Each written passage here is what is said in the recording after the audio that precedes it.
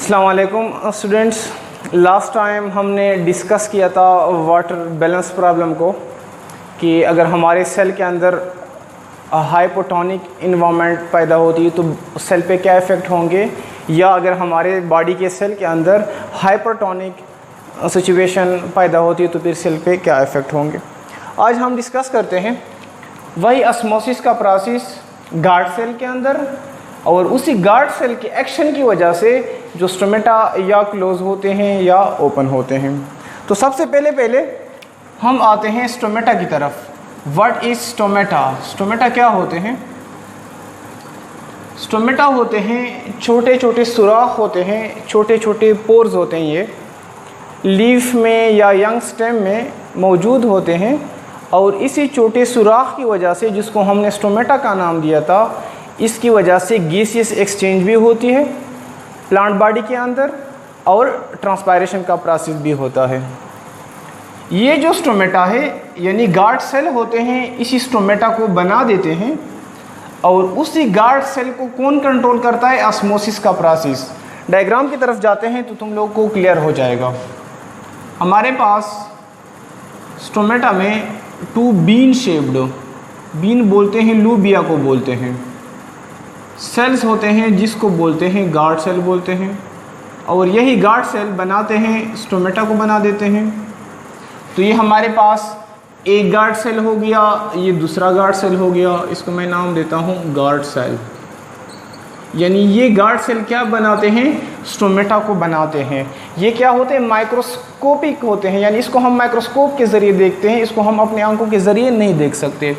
ये जो दरमियान में होल नज़र आ रहा है, पोर नज़र आ रहा है, इसको हम नाम देते हैं स्टोमेटा। लेकिन ये क्या होते हैं? ये माइक्रोस्कोपिक होते हैं। इसके सराउंडिंग में मौजूद होते हैं एपिडर्मल सेल मौजूद होते हैं, यानी लीफ में बहुत सारे एपिडर्मल सेल्स है और इसमें स्टोमेटा मौजूद होते हैं। यानी स्टोमेटा के आसपास कौन से सेल मौजूद होते हैं हमारे पास? Epidermal cell. तो हम डिस्कस करते हैं कि ऑस्मोसिस का प्रोसेस गार्ड सेल को किस तरह कंट्रोल कर लेता है, एंड वो रिटर्न में opening and closing of stomata में क्या रोल है।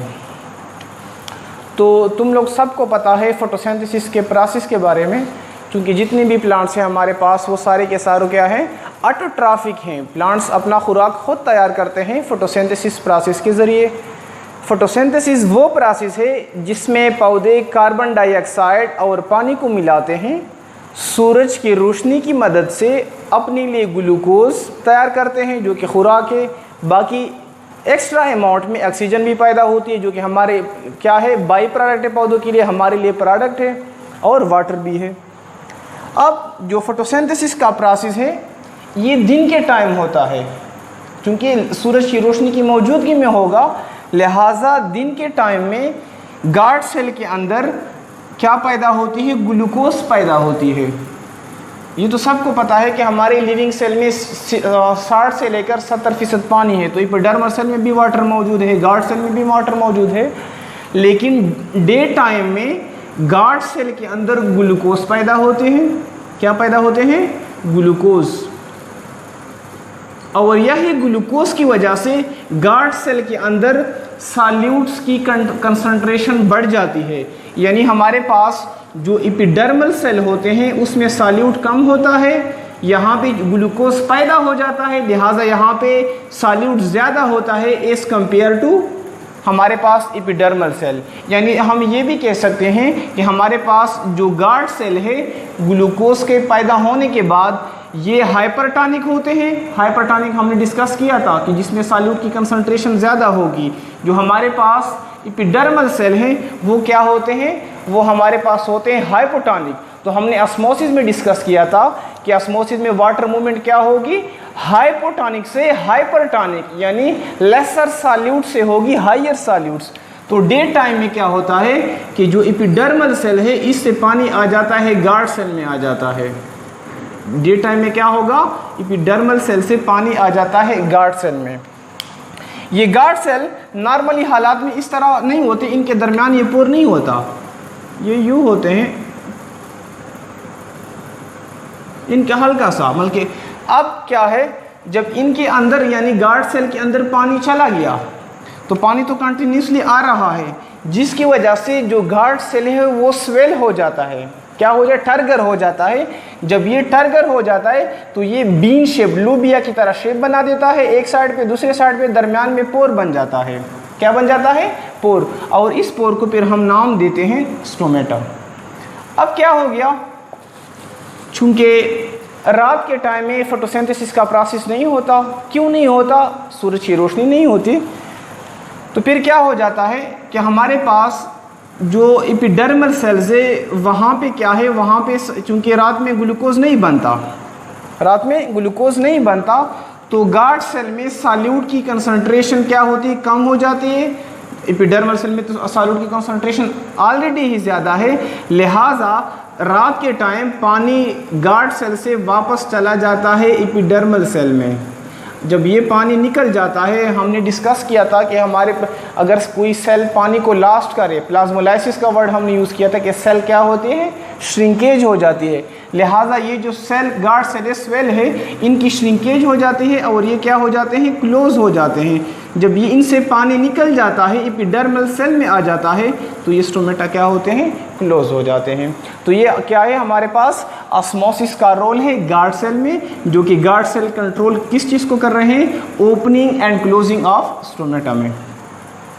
अगला हमारे पास छोटा सा टॉपिक है, उसको बोलते हैं फिल्ट्रेशन। क्या नाम देते हैं, फिल्ट्रेशन।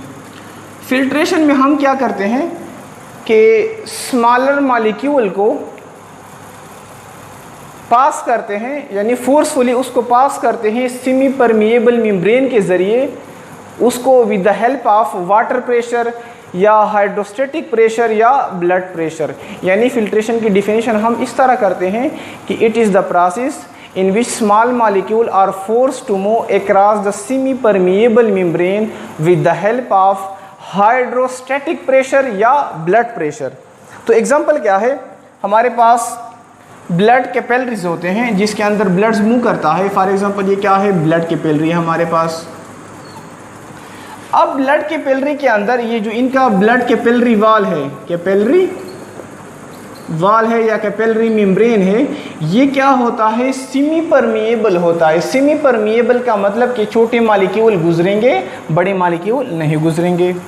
अब क्या हो रहा है कि फॉर एग्जांपल ये रेड कलर से मैं बना रहा हूँ कि ये क्या है, वाटर मॉलिक्यूल्स है, छोटे मॉलिक्यूल्स हैं, ठीक है। ब्लैक इंक से मैं रिप्रेजेंट कर रहा हूँ कि हमारे पास लार्जर मॉलिक्यूल्स हैं। क्या है, लार्जर मॉलिक्यूल्स हैं। अब चूंकि बॉडी के अंदर ब्लड प्रेशर सेटअप होता है, ब्लड क्या करता है, हार्ट क्या करता है, ब्लड को पंप करता है फोर्सफुली। तो लेट सपोज ये ब्लड क्या है, पंप हो रहा है, इस साइड पे डायरेक्शन में जा रहे हैं लेकिन प्रेशर के साथ।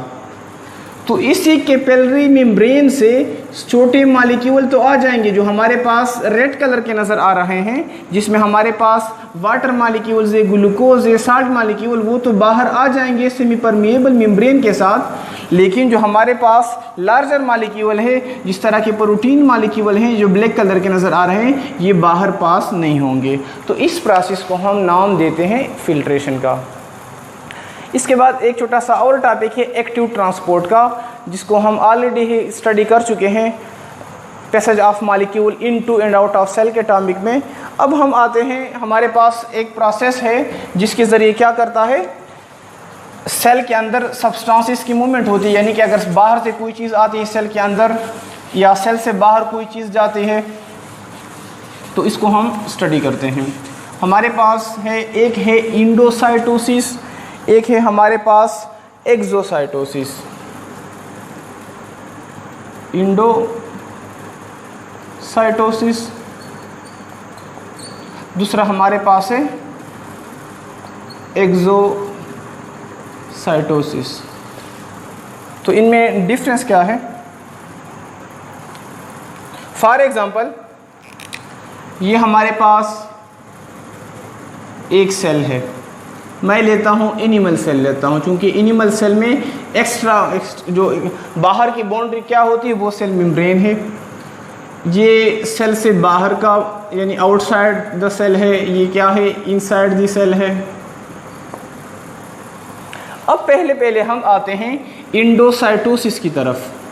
Endocytosis is the combination of two word. Endo बोलते हैं इनसाइड को बोलते हैं, साइटोसिस बोलते हैं सेलुलर प्रोसेस को बोलते हैं, यानी सेल का तरीकाकार, सेल का तरीकाकार।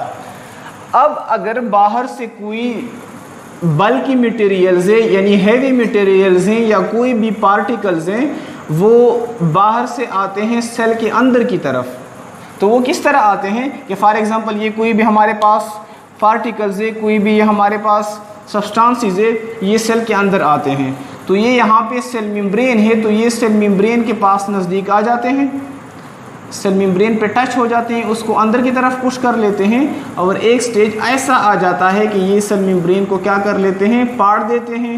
ये मॉलिक्यूल इसके अंदर आ गए, सेल मेम्ब्रेन दोबारा से क्या होता है, उसकी रिपेयरिंग हो जाती है। अब बाहर से किसी सब्सटेंट का बल्कि मटेरियल का सेल के अंदर आना, इसको बोलते हैं endocytosis. The process in the cellular process in which the bulky materials come from outside to the inside of the cell, simple सा, यानी बाहर से सेल के अंदर किसी चीज़ का आना क्या है, इंडोसाइटोसिस है। अगला हमारे पास है एक्सोसाइटोसिस।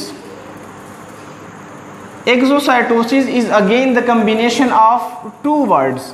एक्सो बोलते हैं आउटसाइड को बोलते हैं, साइटोसिस बोलते हैं सेलुलर प्रोसेस को बोलते हैं।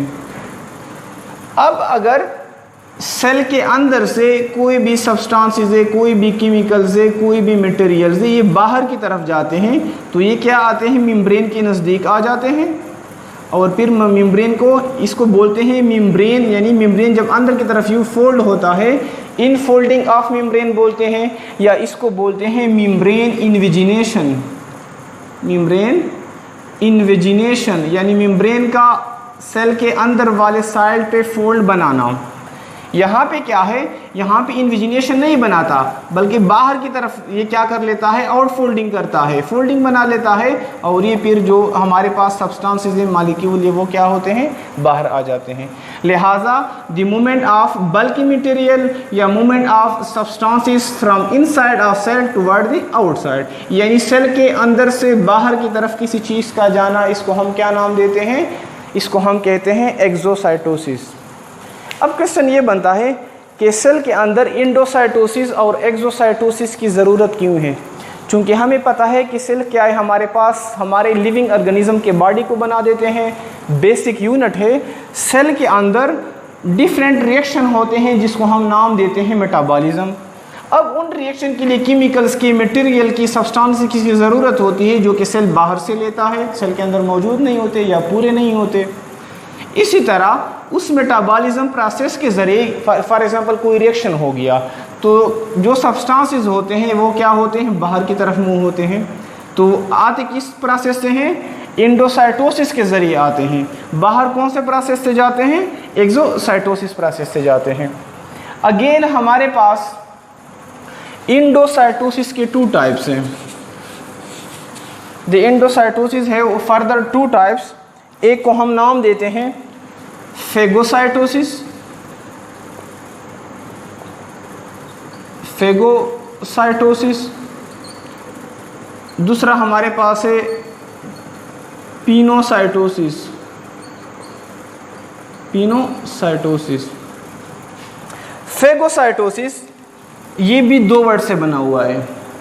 फेगो बोलते हैं सॉलिड मटेरियल को, सॉलिड मटेरियल को, यानी तुम लोग कह सकते हैं कि कोई फूड पार्टिकल है।